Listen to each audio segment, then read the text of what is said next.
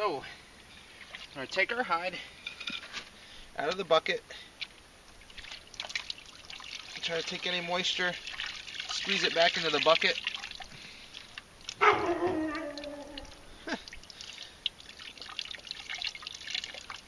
Walker saw the skin.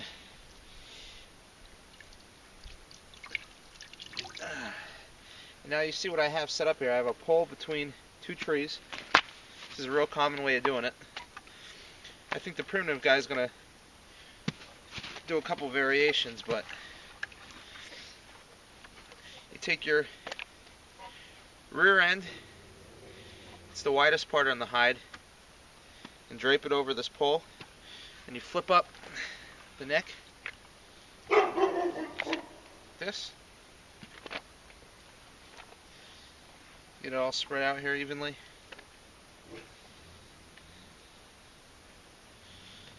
Just like this. Now, I'll start rolling up this hide from both ends. Alright, boy.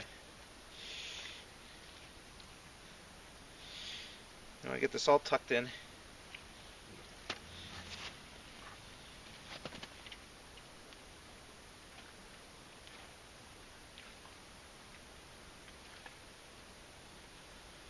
And now what this is going to do is we're going to, with leverage, wring this hide out, and it's going to force those oils deep into the fiber of this hide, and it's also going to start to stretch the hide out and allow more of that oil to get in there, because that's what we want.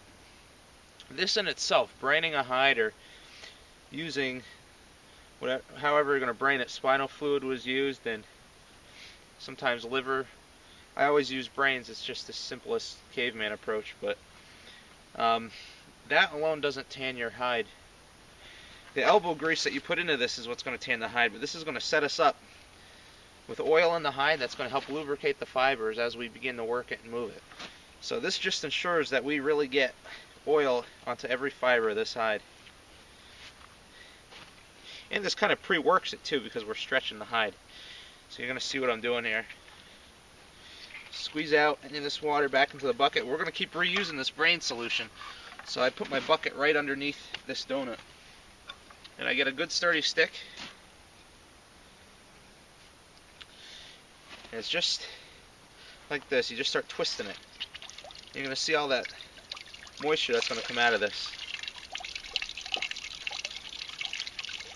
It's really amazing. It stuff's like a sponge. It's definitely not waterproof.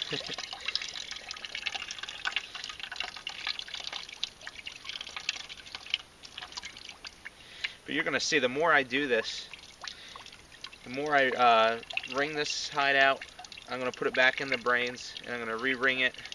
The more I do this, the more open up this hide's going to become.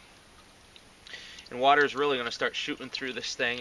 The fiber's really going to get stretched out. I used to brain my hides and then wring them out one time and then try to work them and tan them. But I like to get as much oil onto the hide as possible, so I'll wring a hide, re-brain it, wring a hide, re-brain it. I'll do up to 4 or 5 times until I know I really got oil on all these fibers.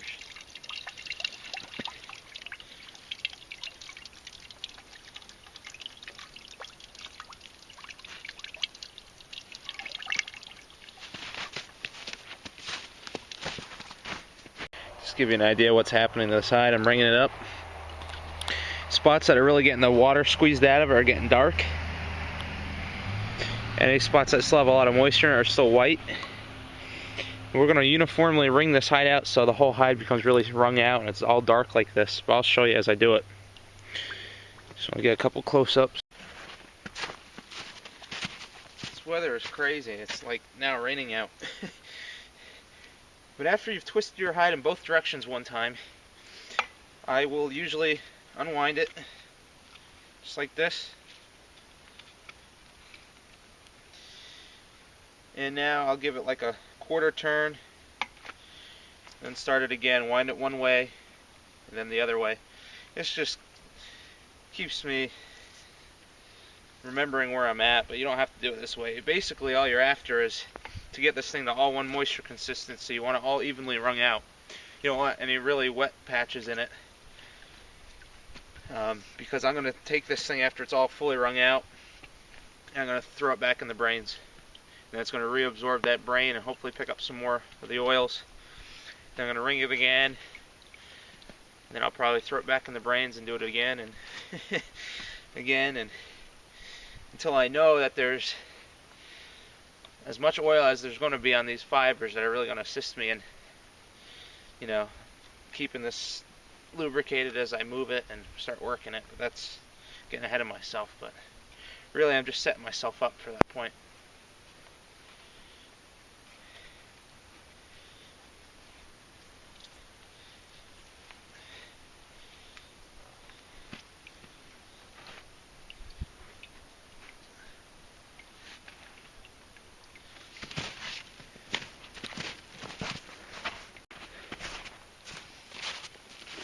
Okay, so after we got our whole hide wrung out one time, I just unroll it here. You'll see this is now, I hope you could see it, this is now a yellowish brownish rawhide look to it, because a lot of the moisture's been wrung out. And you want to try to evenly do that. I'm just unrolling it.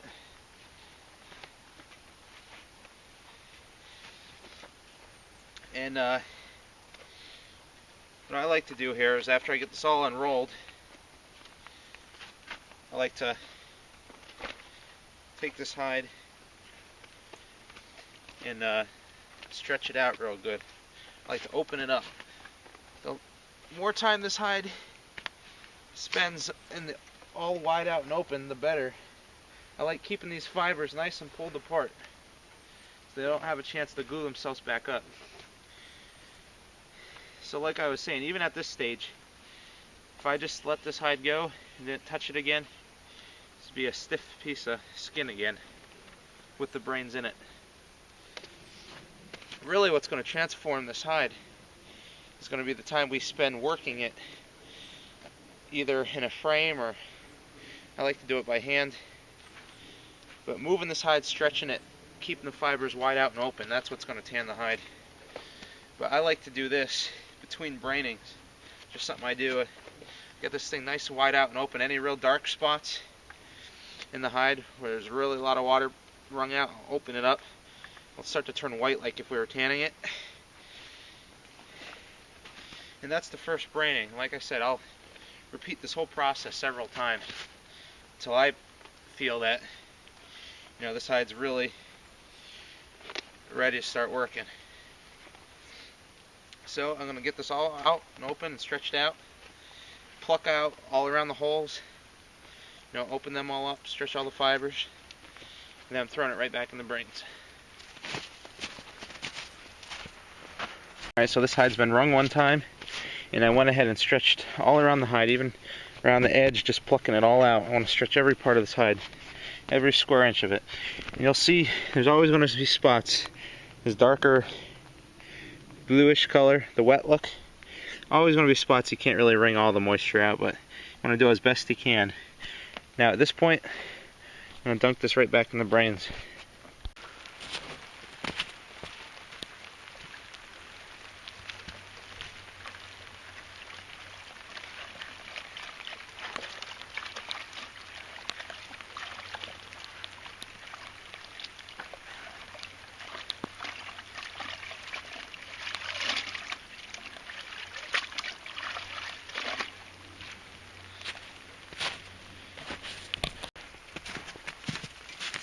Alright, so our hide is fully saturated again. It's fully reabsorbed all the mixture. Just gonna squeeze some of this out.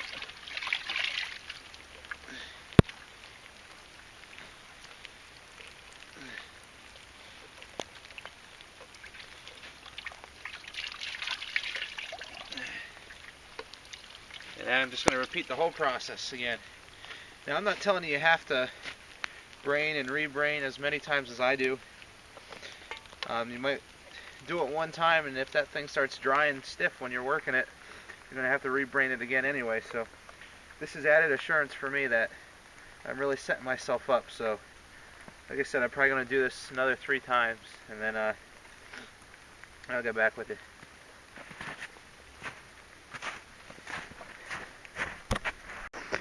So this is where I'm really, starting to give this hide a lot of love and attention. I'm really, in between each braining, I'm really being careful to pluck out all the edges, any spots that are really dry. Just trying to stretch this whole hide and really work it. I'm really aggressively pulling on this thing in every direction, getting it nice and pliable, and then I'm throwing it right back in the brains.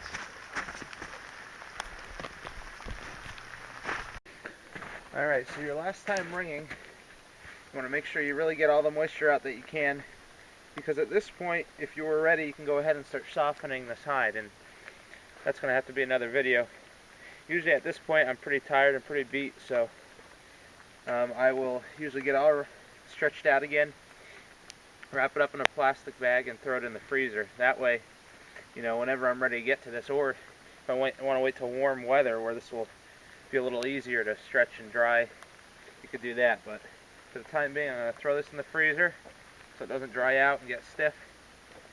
And when I'm ready to start stretching this and working it to soften, it'll be all ready. So that's what I'm going to do.